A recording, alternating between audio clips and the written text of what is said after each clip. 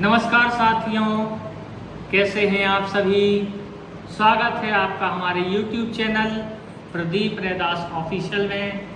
आप सभी जानते हैं कि हम पिछले वीडियो में सौंदर्य शास्त्र के विषय में बता रहे थे। आइए आज उसके आगे चलते हैं। काव्य और चित्रकला। भारतीय साहित्य के काव्य में वर्णित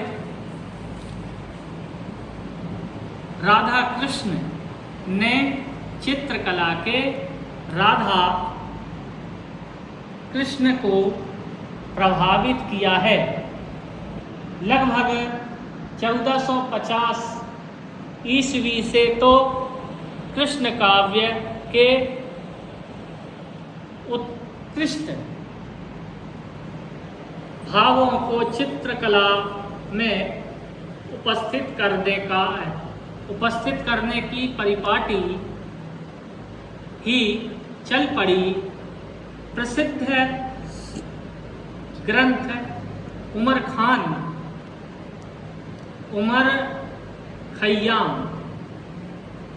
खय्याम का तो सारा काव्य ही चित्रमय हो गया है। इसलिए कहा जाता है कि कविता शब्दों के रूप में संगीत है और संगीत स्वर के रूप में कविता है।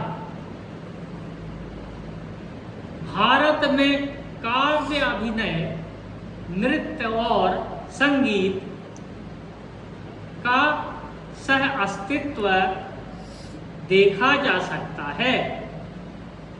ये कलाएं एक दूसरे की पूरक हैं। इनका सह अस्तित्व सौंदर्य बोध को समृद्ध करता है। वह कला जन आनंद में बाधक नहीं होता। ललित कलाओं के परस्पर संबंधों पर विचार करते हुए हीगेल की अपेक्षा इस दृष्टिकोण को अपनाना अधिक युक्ति संगत होगा। अब अपन जानते हैं चित्रकला और मूर्ति कला। इसके विषय में जानेंगे। चित्रकला भी मूर्ति कला की भांति एक दृश्य कला है और यह आंखों द्वारा ग्रहण होकर प्रभाव उत्पन्न करती है। अतः दोनों का तात्विक अंतर संबंध उतना ही स्पष्ट है जितना कि काव्य और संगीत कला का। अब अपन जानेंगे संगीत कला और मूर्ति कला। इसके विषय में जानेंगे। संगीत की अनेक नृत्य मुद्राओं को दक्षिण के मंदिरों में, अनेक गुफाओं में उत्कीर्ण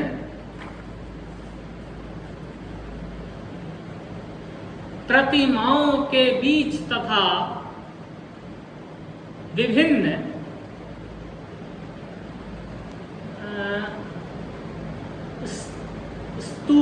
स्तूपों एवं धार्मिक प्रांगणों में स्पष्टता देखा जा सकता है। इससे इन दोनों कलाओं में जो अंतर संबंध हुए वह उपेक्षणीय नहीं है। यद्यपि संगीत श्रव्य कला है और वह कुछ विचारकों की दृष्टि से एक सूक्ष्म कला भी है तथा स्थापत्य कला दृश्य कला है और सर्वाधिक स्थूल कला है। फिर भी इन दोनों में तात्विक अंतर संबंध अक्षुण्य है। इसीलिए हीगेल ने स्थापत्य कला को फ्रोजन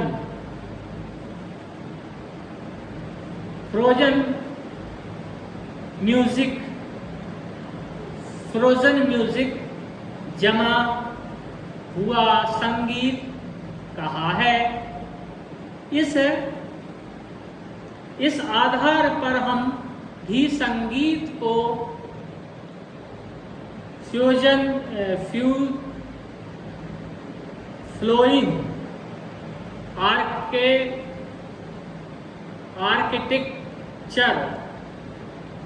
फ्लोइंग आर्किटेक्चर बहने वाली स्थापत्य कला कह सकते हैं। स्थापत्य कला की सबसे बड़ी विशेषता यह है कि इसमें संबंध संगति रहती है और इसमें संतुलन परंपरागत संयोजन एवं विनियुक्त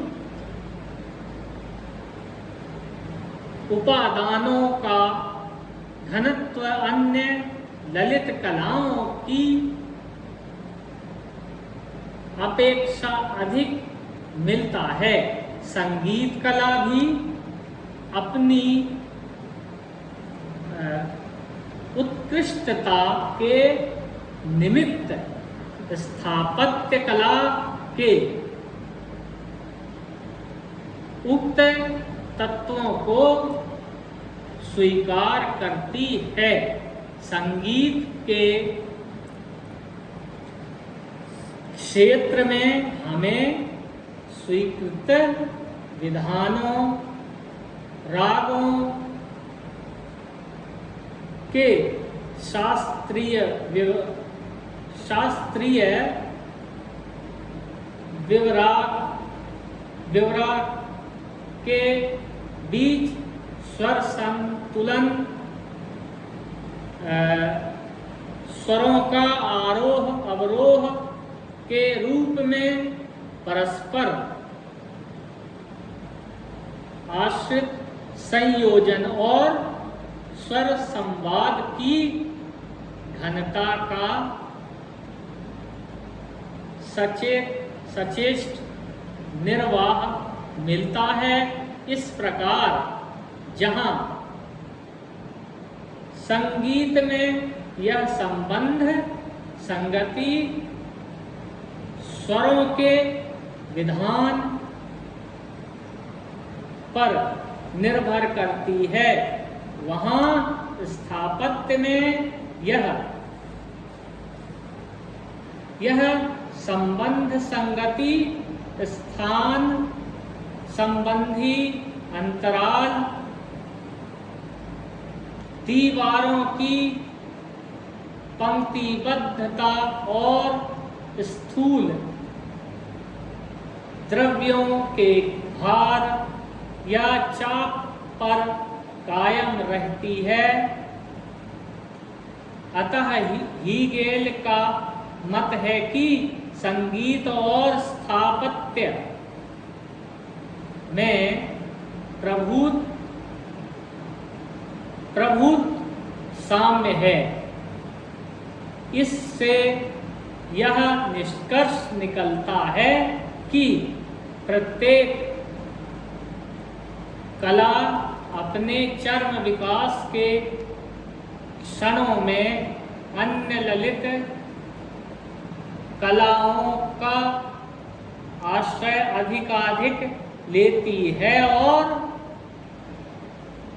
चित्रकला, संगीत कला तथा काव्य कला में तात्विक समागम की क्षमता बढ़ती जाती है। साथ ही स्थापत्य कला और मूर्ति कला अपनी स्थूलता के कारण तात्विक समागम के उस उच्च धरातल पर पहुंचने में पीछे रह जाती है। अब अन्य कलाओं में संगीत का स्थान, यह अपन देखेंगे। अगले वीडियो में आपको यह वीडियो कैसा लगा हमें अवश्य बताइएगा, और अगर अच्छा लगा हो वीडियो लाइक करें, चैनल को सब्सक्राइब अवश्य करें। बहुत बहुत धन्यवाद। जय हिंद।